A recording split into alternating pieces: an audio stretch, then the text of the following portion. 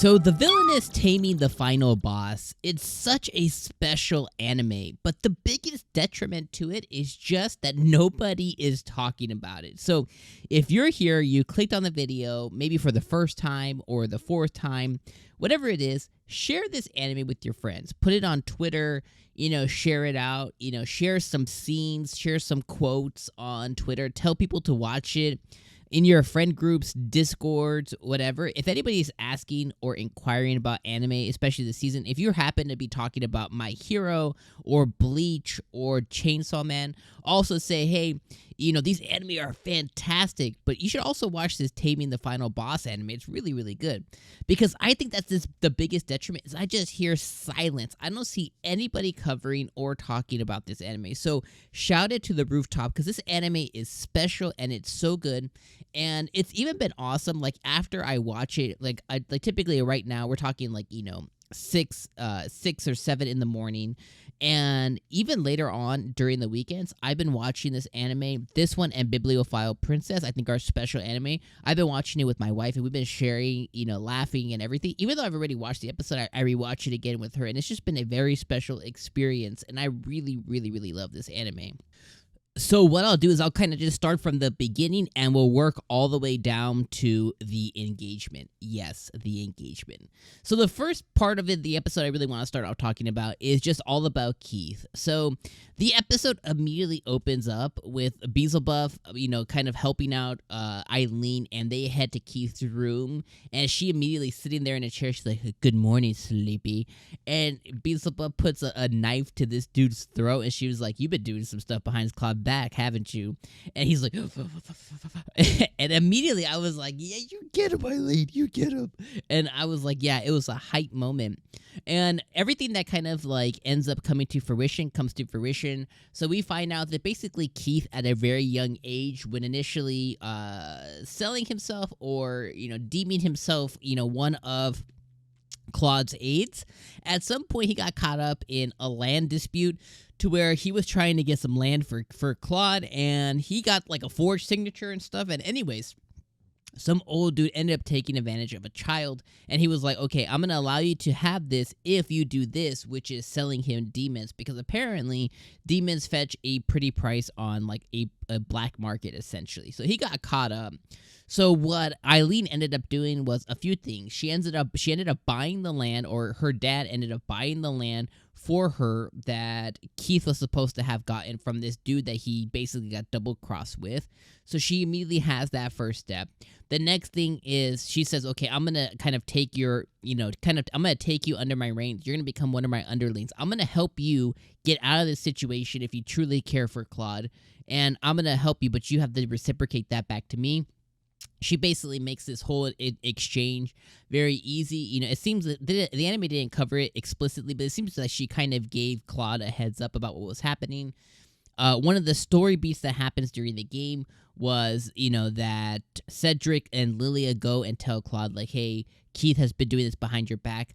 Aileen plays the villainess role to perfection. She basically says, "Lilia, F you, Lilia." And she even said, like, "Didn't you learn not to talk to people first who are above you, bitch?" And I was like, "Yeah, you effing go." I was like, yeah, I was hype in my chair. I was like, "Yeah, you get him, Aileen."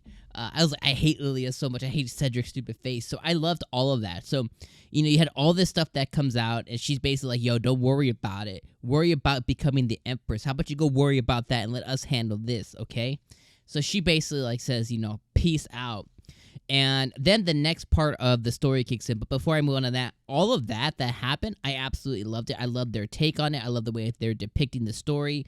I love the way that Aileen is able to kind of go from goody two-shoe to just straight up villainous. Like, she has that autonomy and that range to kind of be like a bitch and to be very sweet. And she knows when to call on both of those acts, and how to really act right.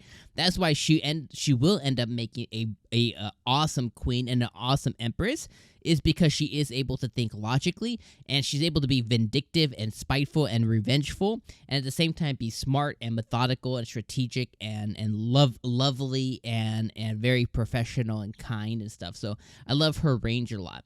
The next thing was we moved on to the next story beat, and the next story beat is Lilia and Cedric trying to catch Keith in the act essentially. And I flipped out for a moment because one of the demons volunteered to go and help Claude in this situation. They volunteered to be, like fake sold. One of them was Ribbon, and I was like, no, not my boy Ribbon. But regardless, that whole thing plays out, but doesn't play out like the game. So Eileen's very suspicious.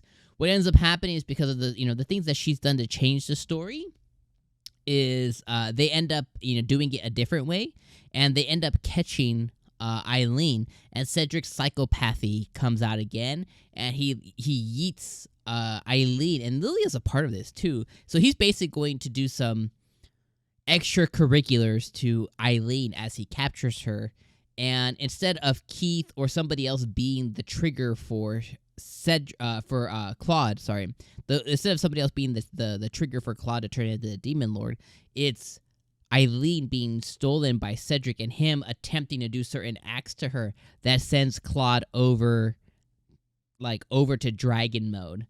And I thought all of that was like perfectly played out. It showed us Cedric's methodology and just the way he's effing crazy, dude. So it shows us all of that. It shows us that Lilia is also kind of a semi-psychopathic as well because she wants to accomplish a goal so bad.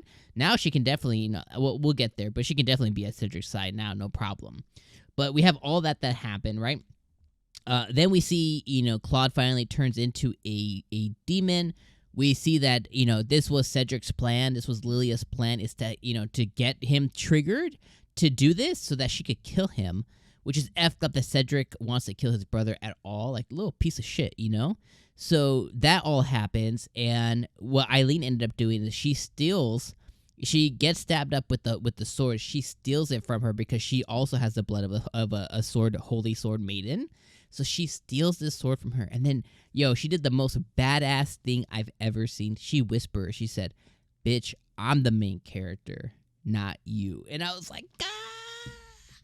I was like, damn, I think I went that was like, a hype moment, man. Like, that was so good, y'all. And she finally, goes back to Claude. And in that moment, I got teary-eyed because she says, like, "Oh, you've always wanted to see me cry. Now you've done it. Take responsibility for making me cry." She was like, "I love you, but, like, you gotta turn back to yourself because you won't be husband and wife. I can't be seen with you in dragon mode." And all in all, like, it was just hella good, and I got emotional during that scene as well. And I was like, okay, let's go. Then we get towards the end of the episode, and Eileen's dad, literally told Claude, that they hid everything that Cedric did, and the deal with the kingdom, probably with Cedric's parents, the deal with them is they won't expose these acts to the kingdom, but Claude needs to be restored as a crown prince, as somebody for the throne. And Eileen's dad because Claude's like, "I don't have any interest in that." So Eileen's dad's literally like, "Oh, well, my daughter's been training her whole life to be the empress, so I can only give her to somebody who's going to be emperor." He's like, "Okay, I'll do it." And then we end the episode, which was awesome, an awesome ending. And then we see Claude and Aileen share a really cool moment in the air, and I was like, yeah, let's effing go, Aileen. You winning the game. And then she's like, basically said, "Yo, Cedric, you little bitch."